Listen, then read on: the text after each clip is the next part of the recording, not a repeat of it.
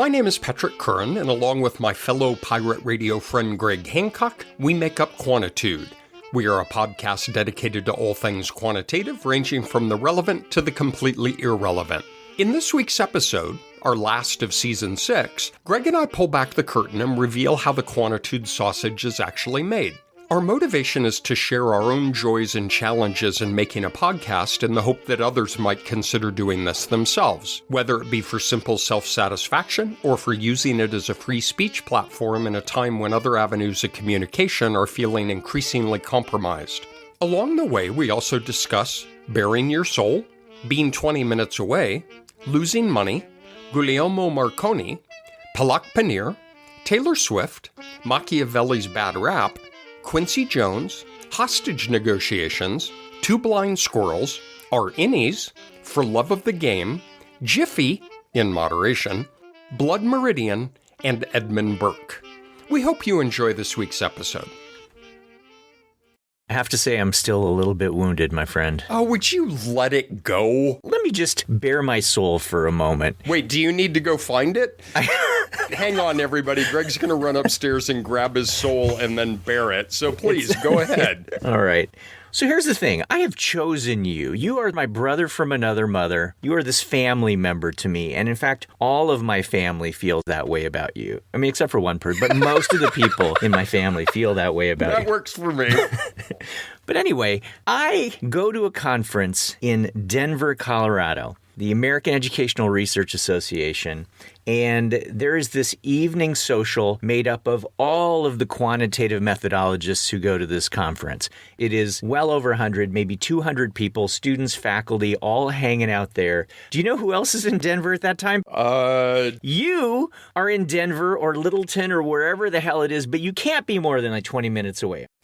It depends on traffic. It could be 22. Okay, right. So I'm like, Patrick, you gotta come be with me at the social and we can hang out. You're only 20 minutes away.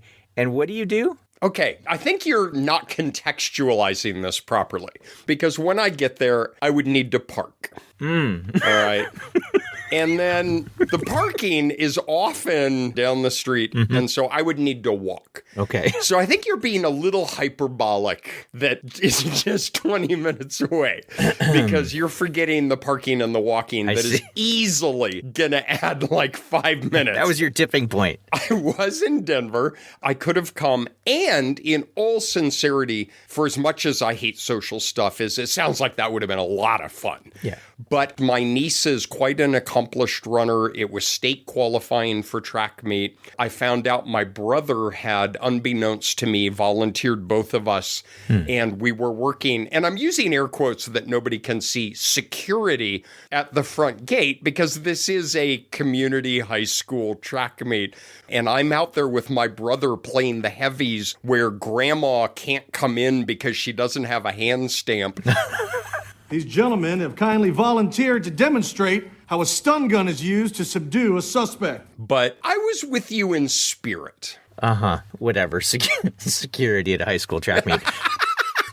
So one of the reasons I wanted you to there, I mean, I enjoy your company, actually, although my mileage may vary. I had a chance to talk to a lot of people, and they wanted to talk about the podcast. And of course, they had nice things to say, and it's always lovely to hear nice things because, honestly, you and I don't hear a ton, right? This is like working in a vacuum. It really is. We will put things out and hear nothing. Part of it is the death of Twitter. We used to have a lot of action. People would respond. They'd recommend a paper. They would say they found something funny, or more often than not say, yeah, Curran misstated that. Indeed, Greg and I were talking just 5 minutes ago. Unbeknownst to me, in the prior episode, I said Lewis Hamilton had won 7 consecutive world championships. We got a very friendly email this morning that pointed out they were not consecutive. I mean, the last couple of years, it's been pretty much operating in a vacuum. It has, and Blue Sky hasn't really picked that up. There's this beautiful description that you've given before where you said, We take an episode, we roll it up, we stick it in the bottle, we throw it off the back of a boat, and maybe someone finds it. We don't know. We just keep sailing on. And I absolutely love that image.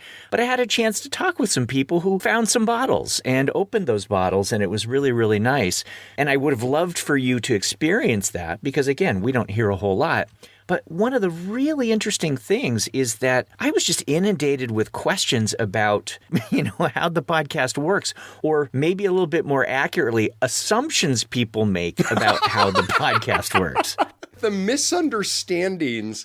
My favorite was I had a grad student come up to me and said, yeah, a bunch of grad students at a conference, we went out for drinks and your podcast came up and they were talking about how much money you guys make.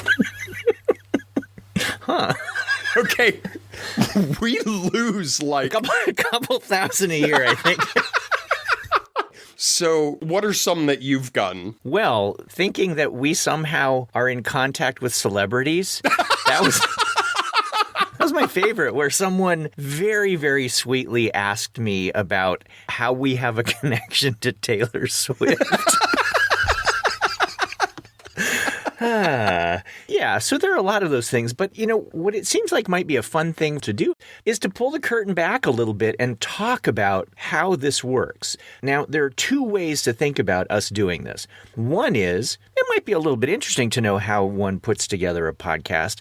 But an even more important thing, I think it's a time where motivating people to think about doing so might be a good idea. That's right. This is something that we've wanted to do for a couple of years. Mm-hmm. When we're texting or emailing or whatever, is we refer to it as the sausage episode, which is how the sausage is made. At the time, we thought it'd just be fun of where do you get an idea and the mechanics? How do you record it? How do you edit it? But the last 100 days, it's taken a little bit more of a serious tone, which is this is a platform that you can use to share something with the world that is not regulated in a way that maybe your day job is or maybe expectations are. Now, the one that we've been using instead of how the sausage is made is pirate radio. Are you familiar with pirate radio? I always think of it as being like some offshore boat that's tapping into an available frequency to try to get some message out. Is that even close? Yeah, that's exactly it. Okay. More or less, Marconi is credited with developing wireless radio transmission, but there were like 100 people involved. So if you're a physicist, don't email me and say that it wasn't Marconi. But let's just pretend that Marconi was one of the first. Late 1800s was the first radio transmission. Literally 5 years after that was the first documented incidents of somebody hijacking radio waves. And it was supposedly a magician who was doing self-promotion for his magic show. Wow. And so 5 years after radio is invented. Come see the great Quantini, the greatest magician in all of radio. Wait, I'm the only magician in all of radio. In fact, none of you have radios yet. I hadn't thought this all the way through. But what it is pirate radio is pirate in two uses of the term. One is you're kind of taking over the airwaves. You're pirating the airwaves. Mm-hmm. But Greg is spot on. A lot of these, especially in the 60s and 70s, would be radio transmission ships that would go into international waters that were not regulated and then send a radio wave into areas where it would be illegal to generate that radio if you were there locally. And so that's the pirate radio. Mm-hmm. And that's what a podcast is, right? Well, we don't have a ship, but that would be cool. With all the money we make on it, we should probably be able to buy a ship. It's a remarkable opportunity to reach people in a way that through our day jobs we're not otherwise able to. Whether you are going to have a political bringing power to the people, or if it's a satirical thing, or if it's just you want to talk about your favorite palak paneer recipe. I mean, whatever it might be, this is an amazing way where for a very small amount of money, you can put something out on the intertube that that literally can travel around the globe. Yeah. It's an extremely powerful medium, and it would be nice if we sort of took people through some of the thought processes, because this is a platform that complements all of the other ones that we have within our professional lives. And maybe now more than ever, it would be a good time to talk about this. And this is one of the joys of Greg and my professional life. We're at the end of year 6 now. And again, Wow. I cannot stress strongly enough that if I knew that when we started, I never would have done it. So do with that as you please. We want as many people in this space as there can be. This is not a competition. We're not standing on other people's toes. Maybe you or a couple of your friends or whoever it might be might get the same joy out of this that we are. So the goal here is we just want to share both philosophically, like, what are we trying to achieve? Pragmatically, how do we select a topic for an episode? And then just technically, how the heck do you record and edit and post this? You should have seen us stumbling around in year 1. It's almost hard to think knowing less than we did going into this. And I got to tell you, brother, those first couple years, I can't even listen to those episodes. I disagree. I think we found our mojo after about half a season. But whatever, it doesn't matter. I think the most important point is we came into this knowing absolutely nothing.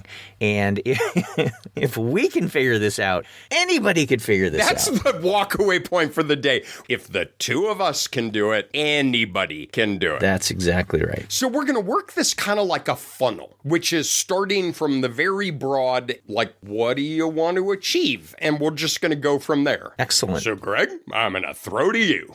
Mostly because this is what I do when I'm not sure what to say next. And so I put it on him. All right. So you said it's a funnel. That's a pretty good visual, which we don't use here. Radio. We don't want to encourage people to go do podcasts for no damn reason. So thing one is, what's the line? Have a point. Here's an idea. Here's a good idea. Have a point. It makes it so much more interesting for the listener. So one of the first things is think about, what do you want to achieve with this thing, right? Have a reason that you're going to do it. Have a theme that holds things together. And that was one of the first things that you and I wrestled with. You and I had wanted to write stuff together, teach together, all of this stuff. But one day we decided on the bench in the Baltimore Inner Harbor to do a podcast. But then, first of all, neither of us know a damn thing about doing podcasts. And second of all, we had to actually have a conversation like, what are we trying to achieve? And so the first message for anybody considering this out there is to try to figure out what the heck you want to do. And I love that we enthusiastically decided to do a podcast together, and then there was a long silence, and you said, about what? You know, you take baby steps, I guess. I think there are correlated things here to think about, because one I see is what is an intrinsic motivation?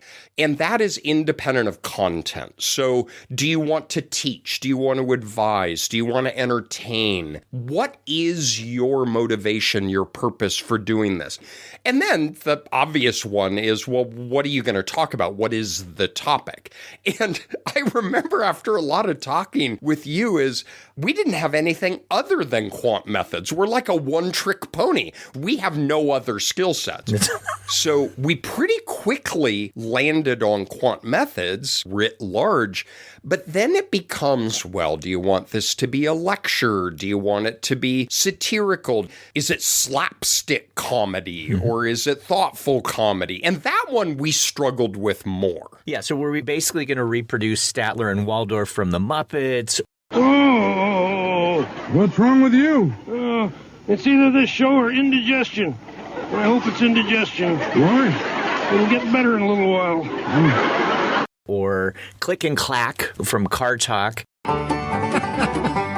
Hello and welcome to Car Talk from National Public Radio. My brother was playing air banjo. And I think there might be some legal issues if we get too far into that. Unlike Taylor Swift. That's right. Come on. The beauty of making no money is we have nothing to sue to get. The Taylor Swift juggernaut could sue us and what? We will send her a Quantitude coffee cup. Don't make me come for that mug, gentlemen. I could use a cool new mug. Okay, so I have a question for you then. What is the point of our podcast? Oh, you bastard. Well, I mean, what do you think it is? I mean, I have some ideas, but I want to hear yours, honestly. Okay, legit, I did not think about this before, but what is our point? The two things you and I most love are teaching and advising. Mm-hmm. I think the point of our podcast is to try in some way to convey some teaching and some advising in a humorous and engaging way. I like that. I think that's actually who we are. And what I mean by that is when you go into a podcast, we might have these goals, and we did, but what's going to happen is that it's going to gravitate toward who you are. Whatever Patrick and I might have said we're going to do with regard to content and all of this, in the end, the podcast has gravitated toward who we are as people. People who really do like teaching a lot, and as Patrick said, we like advising a lot. If I may say something a little bit broader, Quant Methods really has a huge PR problem. People hate it, or people maybe more accurately think they hate it before they even get there. And then when they do get there, there's often absolutely horrible teaching. And I don't want to say that we are great teachers, but I'd like to think that you and I at least try to make it a little bit more approachable or enjoyable. I want us to try to lower the walls that people see when they're taking quant and maybe say, that's not as hard as I thought it was. That to me is a goal of what it is we do, whether it's through humor or explanation or whatever. That's one of my hopes, to lower the wall for people so that they believe that they can do it. The other thing is just you and I like challenges. As adults, you and I have engaged in things that we had no experience in, whether it's something related to martial arts or related to other things. We have just said, wow, I don't know anything about that. I want to try to get good at that. When it came time to talking about the podcast, you and I knew nothing about that. That's a little bit daunting. On the other hand, I think you and I are people who say, well, let's figure it out. Let's give it a try. We took it on as a challenge. And a podcast is an extremely challenging medium for conveying what is often inherently visual material. So you and I were like, in the movie Red Belt, we're going into the ring with one arm tied, and we have to teach in a medium that we don't know, where we are limited. And I think you and I were like, heck yeah, we're in. Let's do this. You draw the black marble, you're either going to have one arm tied to your body or potentially both arms tied to your body. So when you're thinking about for yourself, I think there are a couple of themes here. One is, what do you want to achieve more on a macro level? But what you're raising is, what do you want to challenge yourself with? What are you going to get out of it? Yeah. Because we should be selfish, right? Machiavelli got a bad rap. But here's the other thing, and I think this one is critically important, is when somebody finishes listening to whatever you have to say, what would you like to have for them? Yeah. Is it entertainment? Is it a good laugh? Is it a smile in the day? Is it some tangible piece of information they hadn't had before? Is it some insight? How do you want to make them feel? There's an amazing documentary, and they interviewed Quincy Jones, a very famous jazz composer, who is one of the coolest people on the face of the planet. Mm-hmm. And he leaned back at the piano and he said, I can make you feel any way I want. I've seen the power of music as a tool to reach the hearts and minds of millions of people.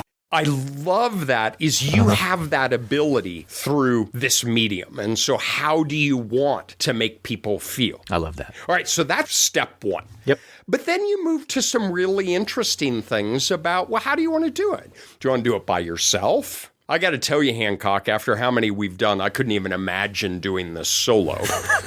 Sometimes I imagine doing it solo. Do you have a partner? Do you rotate through partners? Do you have more than two people? Do you interview people? We do that occasionally, but that's not a regular part of what we do. Let me just add a little bit of color to what you said. The decision between doing it yourself and doing it with someone else, it's a big decision, because the relationship that Patrick and I have, and I genuinely consider him part of my family, but it's hard, right? I will say dumb stuff. Patrick will say dumb stuff. And we have to be able to tell each other, no, that's not right, or I don't think think that's good. You are going through something with someone as a partner, and you have to pick the right person to do that. Greg will say something that he thinks is funny, and maybe I don't think it's as funny. Yep. Or we're running long on time and something's got to go, and I just drag my cursor over it and hit delete. Yep. Maybe once every couple months, I will text and say, hey, why did you cut that bit?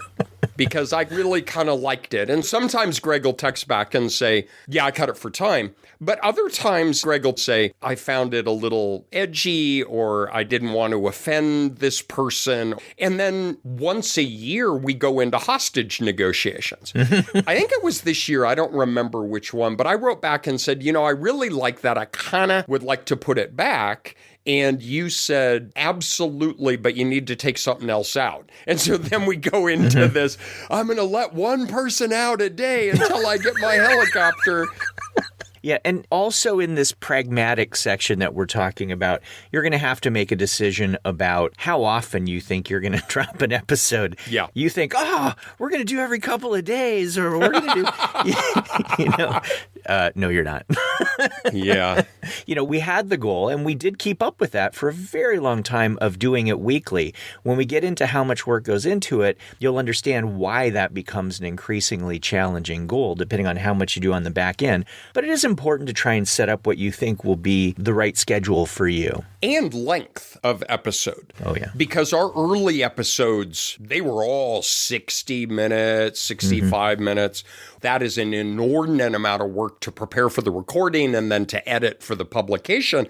But also, you have to be cognizant of your listener, which is, do you want to have something that you can listen to while cooking dinner? An hour one, you can't do that. And it asks a lot from a listener to listen to an hour-long podcast. You really got to be out working in the yard or have a long commute or something. Because the reality is that if you leave after 30 minutes, it's not likely you're going to come back and listen to the second half. Part of it is how often do you want to post? Part of it is how long do you want to have? We were doing every week, and we were doing about 60 minutes. And we did that for 4 or 5 years, I think. Yep. And then in your backyard, I said, dude, I can't sustain this with other stuff that's going on. Yeah. And you were like, all right. We said we're going to do 2 on, 1 off, and we're going to try to cut it by 15 minutes. We made that agreement. Yeah. And then this past year, both for work reasons, but also for some personal family reasons, we went every other week. That was just survival mode. Yeah. But also, we love this. I mean, when we're saying, we need to go to every other week, what we're saying is we really want to do this. What's a way we can find to keep doing this? How about if we go through all the things that go into a single episode?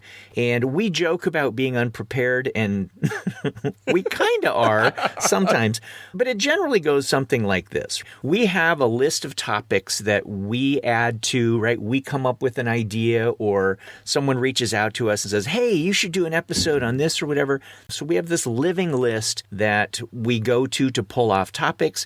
And then sometimes something just comes up where Patrick will say, it'd be great to do something like this. I know we haven't planned for it.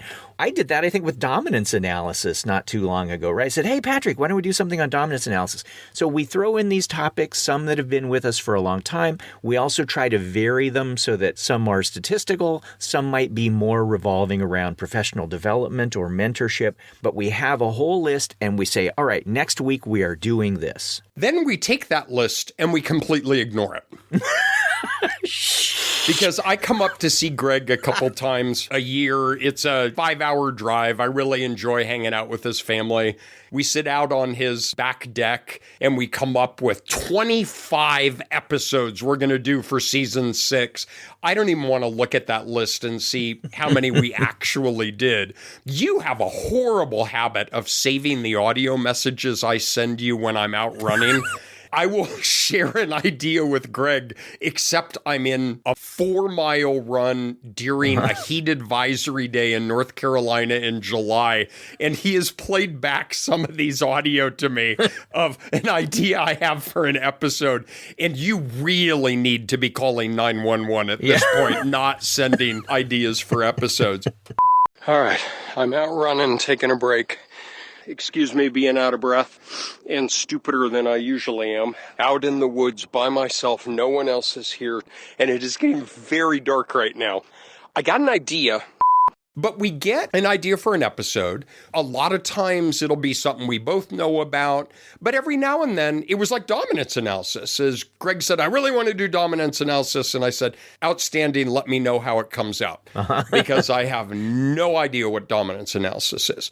And so a lot of times we'll have a co-leading of a conversation, but sometimes one of us will say, okay, I need you to take the lead on this. And that was dominance analysis. And I can be straight man, I can be color man, I can reflect things back to you. I am trained as a clinical psychologist, so what I do is repeat what you said and then take credit for it. All my students can attest to that. We will pick a topic and say, all right, dominance analysis. We do joke of how disorganized we are, and it is absolutely true. A lot of what we do is ad-libbed.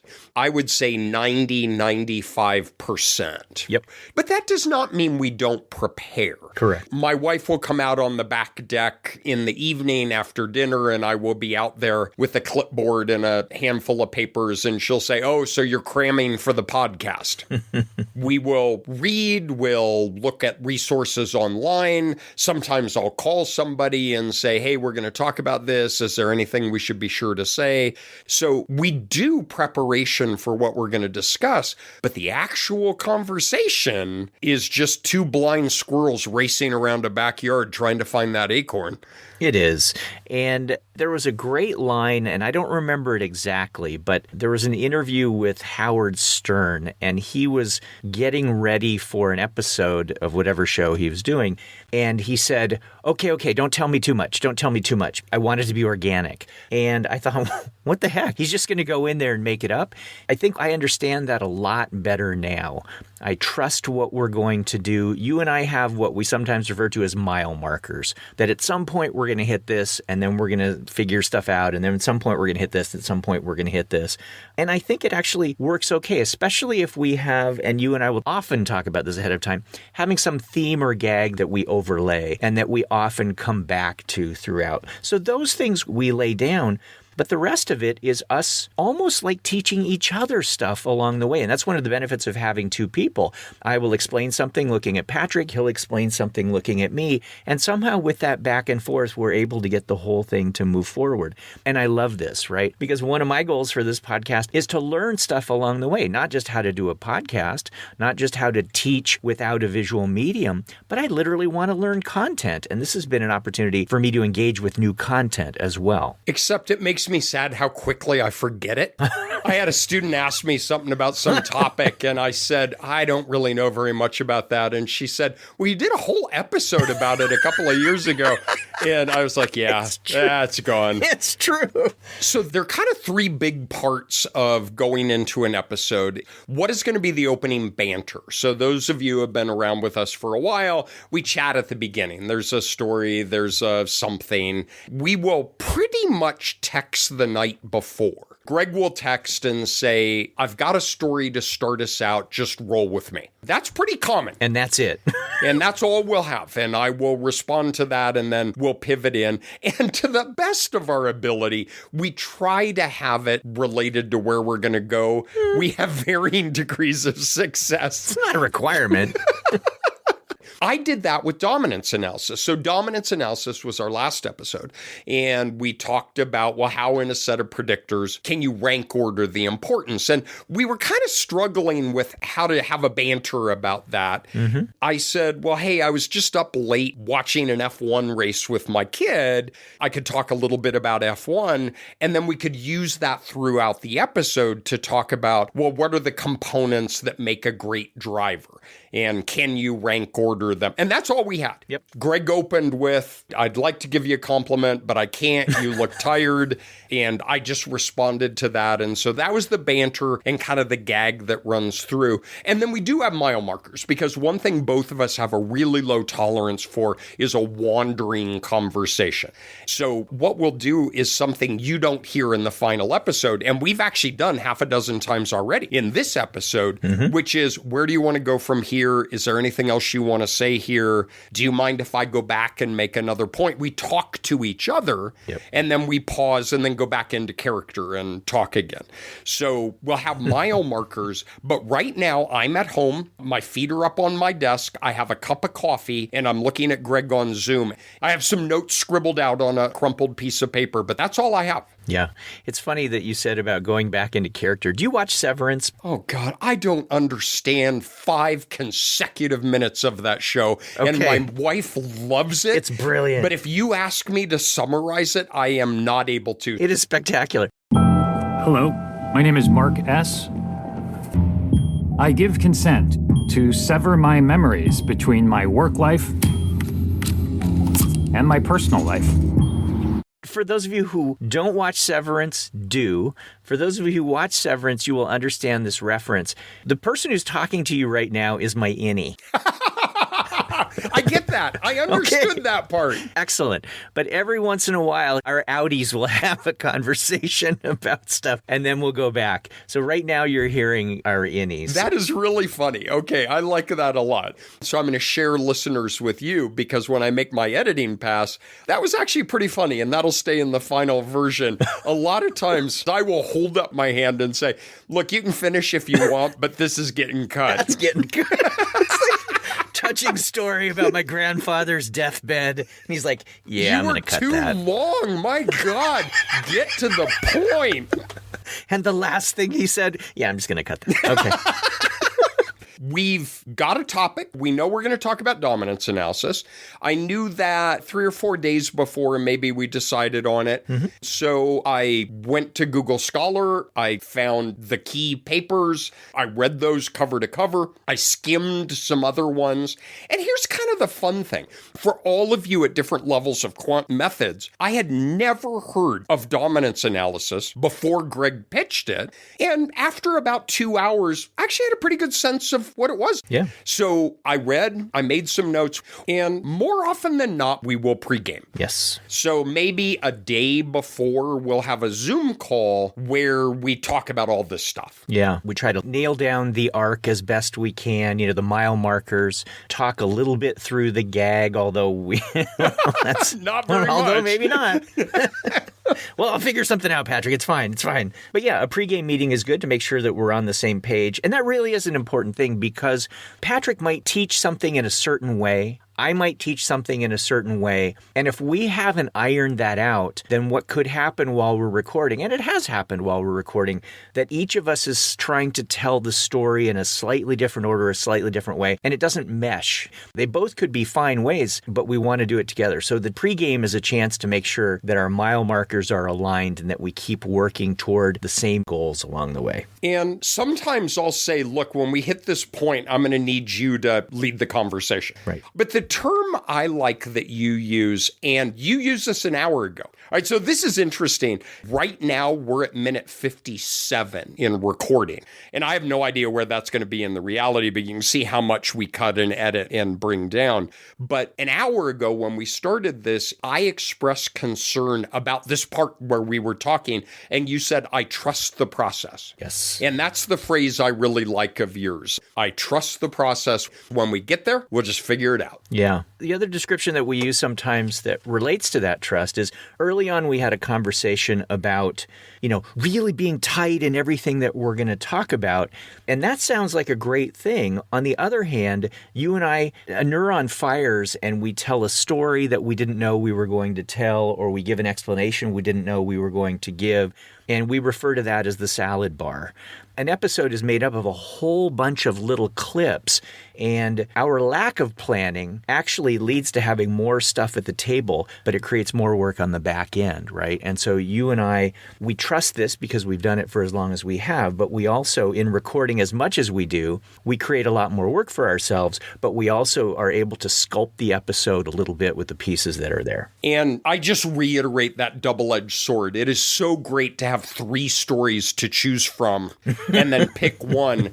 But the other is it's not linear in the length of the raw recording and the necessary editing. It is exponentially longer to deal with. Yep. And in that spirit, for a little bit, I've been having to deal with some family stuff. And I just told Greg that for the episode that I'm going to make the first editing pass at, I don't want a raw recording beyond 60 minutes. Yep. And I'm not as petulant as it sounds. I mean, it was just like, this is how we manage our work life, our family life, and then this, which is ultimately a hobby, right? We get no recognition of this. There's nowhere on a post-tenure review to put this. Nobody cares. Right. Indeed, several years ago, I had my own students say, "Oh, are you still doing that?" So this is for love of the game. For sure. Now let's turn to how do we get the audio onto the recording? Yeah. This is the restaurant brings out the plate to you. They set it down and you go, oh, the presentation looks nice. The food looks good. We're taking you back into the kitchen now and there shit's on fire back there. Oh my God, leave it, leave it, leave it! They're gonna blow fire in your face, you f***ing donkey! All right, what's going on in the kitchen, Patrick? Well, this is interesting because this is actually where, at least for me, I get the majority of questions. How do you record? How do you edit? How do you post? Let me review just on a technical level what we do. Greg and I meet in the morning on Zoom. Literally, it's just a Zoom meeting as we are all used to. However, we learn this the hard way. We recommend not recording on Zoom. Now, I have the recorder running right now, but it's a backup in case we have a problem with one of our external microphones. Each of us has our own external microphone. These are not high-end. How much was yours? Was that $50 or $60? Yep, Yeti. Yeti, that's right, a Yeti Blue. We each have one of those. Here's the big thing. We record on our local computer. It's kind of weird as we have two mechanisms. We talk over Zoom, but right now my audio is being recorded to my computer, Greg's to his, and what it does is it takes out the lag over the internet. We don't have to transmit back and forth. We don't step on each other. It doesn't break up. It's a higher quality. We go on Zoom. We record for backup. We record directly to the computer. And what it does is it creates two separate audio files. And then we're off to the races. Everything we've talked about is the easy part. All right. The editing is the massive amount of time. So what I do, just division of labor, we're on Dropbox. When we're done here, I will grab Greg's audio and I will have my audio. I run it through a thing called Levelator. There are 1,000 of these out there. They're free. But what they do is I do Greg's first and then mine. And what it does is level out the audio. Like sometimes I'll lean back or lean in and it makes it uneven. The Levelator evens them out. I take those and then I drag both of them at the same time to Levelator and it levels out each of us with respect to the other. All right. So then I create these two wave files and then I bring them into a free program called Audacity. I have to futz a little to line up the tracks. And so what Greg and I do when we start is I say 1, he says 2, I say 3, he says 4, and that gives me a mile marker to line them up. And then I save it as an Audacity file, and then that's where the love of the game comes in because holy crap. Yeah, that's right. But it's really important to know that we have two audio streams here because if you record only into one audio stream and one person is talking over the other or one person laughs over the other person, there's nothing you can really do about it. Because we have these two streams, then I can go in. If I'm talking over something Patrick is saying, I can take that out. If Patrick laughs over something that I'm saying that you need to hear, I can lower the laughter a little bit. We have control over those audio streams, and that's a really important element if you're going to do editing. And we are completely committed to editing. We're committed to it to be able to try and make something clearer pedagogically. We're committed to it to make ourselves sound smarter. Oh, God. People think I have 50 more IQ points than I really do. Greg can attest to this. I will start a sentence saying, and so, I don't know how many years I've been doing this. I don't know where it came from. I have done it repeatedly over the last hour, and I will cut all of those out. But I will say, and so when you're thinking about your model, and I listen to it, and I'm like, oh my God, I've done this my entire life. That's another thing, is it makes you so self-conscious. I joke with people that I love every aspect of the podcast except for two minor things: what I say and how I sound when I say it. Other than that. It's like if you've ever recorded yourself teaching, like make a video of yourself teaching, it's probably one of the best things that you can do, because you're going to be the worst critic, right? You're going to hear the disfluencies that you have when you speak. You're going to see the mannerisms that you have that are hard to watch. We listen to ourselves. We hear every breath. Oh my God, it's like I'm an asthmatic or something when we're recording. I make these Darth Vader kinds of breaths in the middle of stuff that I'm talking, or I say things and then I say them over. Greg will say, if you're going to do an analysis, like, for the love of God, and whatever, so, you say is in the middle of things. You just say is. I say is and so Those are my big ones. Okay, before we start getting in an argument, Greg is spot on. There are 2 tracks in Audacity. Now, it also gives us the ability to play around with things like inserts. So any of you who have listened to us, you know we love ripping gags off of YouTube. You can do those on Audacity. But since we're among friends, I have an Audacity file called Laughs. Mm-hmm. One day I spent an hour and went over half a dozen of our episodes, and I culled together maybe 10 different laughing reactions from each of us. And sometimes, we don't do this very often, but sometimes I'll make a joke and I can see on Zoom, Greg is like making notes or he's thinking about where to go next, and he doesn't have a response. I will paste in a laugh. And then if you are a discerning listener, sometimes I get lazy and I'll just get Greg's prior laugh like 30 seconds earlier, and I'll just paste it. And so if you think Greg has a very distinctive laugh, it's because I'm copying and pasting the same one over and over again. In the spirit of that level of disclosure, we mentioned before that sometimes I take weird breaths. It's also the case that sometimes I take too many breaths. Patrick will edit out a lot of my breaths. Sometimes when I go back and listen to what Patrick has edited, it sounds like I'm just talking continuously, and though I don't actually need to breathe, when I do need to breathe, as any human being needs to breathe. So I have a breath file that I will go in and I will put in a breath in places. I did not even know you did that. I have a breath file that has breaths for both of us that I will go in and put them in to break up long explanations. Okay, folks, I didn't know that. 6 years. I didn't know that you had a breath file. Yep. That is hilarious. Patrick mentioned inserts. Another type of insert that we have that people ask a lot about is voice inserts. That somehow we got Severus Snape to contribute to the program. Yet. That's right. We have a fictional character who both the actor and the character are dead. People are like, wow, how'd you get Alan Rickman? You know? Want to be careful. People will think you're up to something. At the risk of bursting your bubble, we are not super tight with Morgan Freeman. The Rock? The Rock, no. Taylor Swift, no. The King of England? I mean, we have a very long list of contributors. Barack Obama does not listen to our podcast, just to clarify. Yeah. So there are some voices that are AI. There are some that I do myself. When I was at the party that you didn't come to. It was so far away. What, it was 20 minutes. And there was the parking issue. It was a whole 20 minutes. So someone asked me about Jiffy, about whether or not that's synthesized. We just want you to know that Jiffy is a real talking lemur that we have working on the show. Yes, exactly. Again, we're being very open here. Greg and I have different views of Jiffy. We do. I enjoy Jiffy in moderation. I will tell you that the last couple of years, when there has been anything extended with Jiffy, it has been when I've been jammed up with family stuff.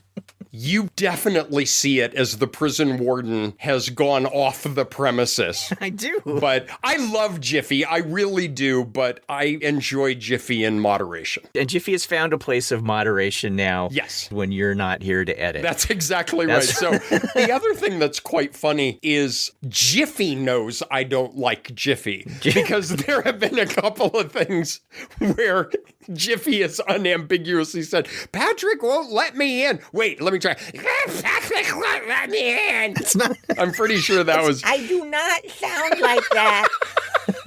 Okay, we'll be completely honest. editing the audio to get the final would take anywhere between 10 and 20 hours of work. Is that fair? Yeah, I mean, closer to 20, I would say, between the two of us, right? Because one person will do the first pass, which is a butcher pass of sorts, because that person is making decisions about huge chunks of things to cut out. There's a lot of shaping that occurs in that first pass. So the person will go through and do that, bring it down from what might be 60 minutes to 42 minutes or something. Next person will go through and make a cleanup pass just to see if they agree with the decisions that were made, and maybe to put a couple of breaths back in. Or to take Jiffy out. Yes, and put Jiffy back in. It's a chess game.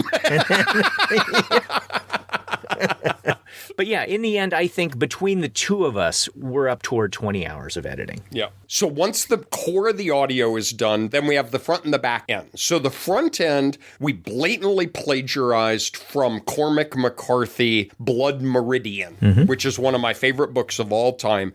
On each chapter, he has a list of words at the top, and it says something like, a man dies, a horse screams, whiskey is drank. What we will do is, like, we also discuss, and then we make a list as we're editing of all the ridiculous things. Sock puppets, Kool-Aid, Patrick's music school teacher, whatever. We go through that. Yep. And then we have the sponsors, which if you're part of the 5% who make it to the end of the episode, we ran out of sponsor ideas like 2 years ago. That's right.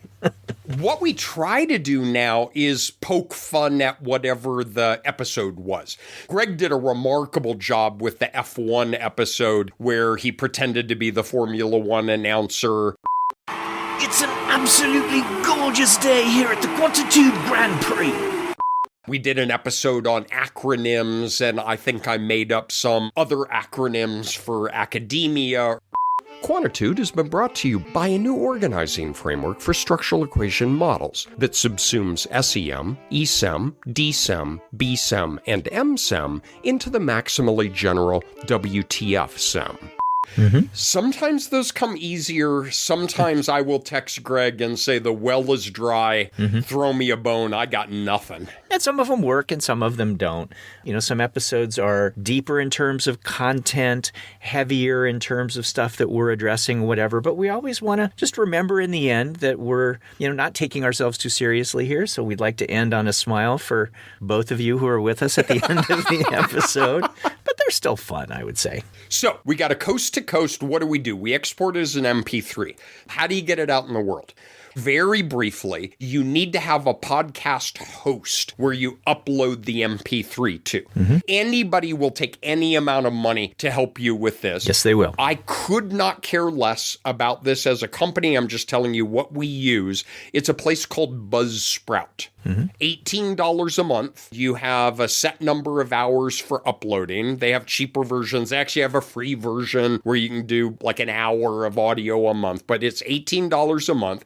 You upload it, and we refer to that as the mothership. Why is it a mothership? Well, this is kind of interesting. The podcast platforms that you might be listening to this on, if it's on Apple or if it's on Spotify or if it's on 1,000 other of these platforms, none of those store that locally. What they do is you have to spend an afternoon and register your podcast with each of these platforms. So there's a thing called an RSS feed. And what it is it's like a postal address to the mothership.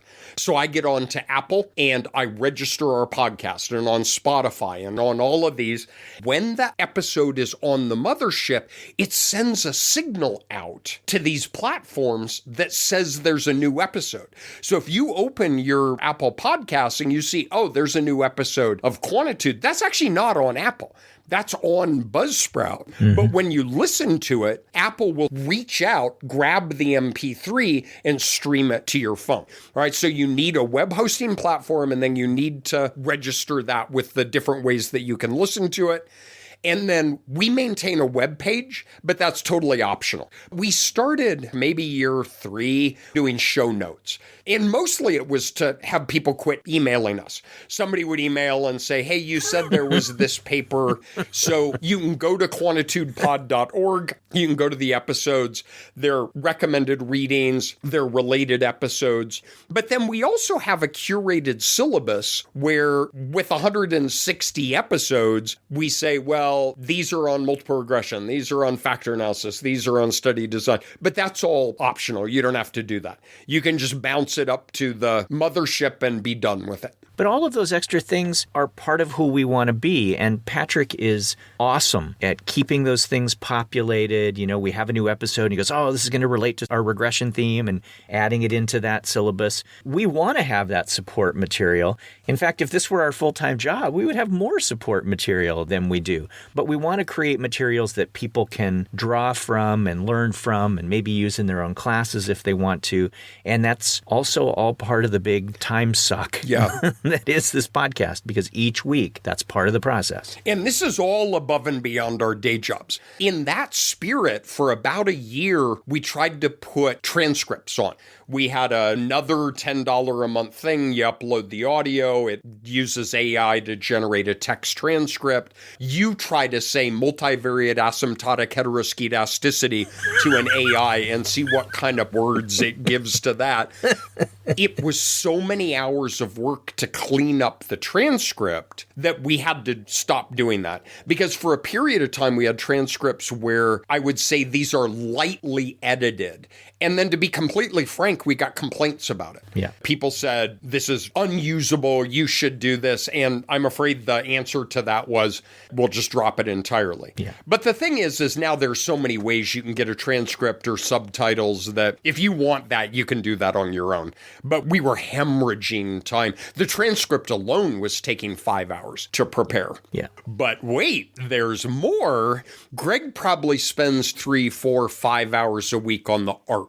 That's a passion of yours. It is. I want each episode to have this visual identity. And so, yeah, it takes between 3 and 5 hours. And I try to get some inspiration for the image. And there's a lot of editing the image. There's different apps that can help clean up the image, whatever it is. But I like them. They're a fun addition. But that's the point, is it's fun. You enjoy doing that. I do. Although not all of the artwork makes it. And again, just going back to the F1 episode, I make a joke in there about how I look like Lewis Hamilton when looking in the mirror.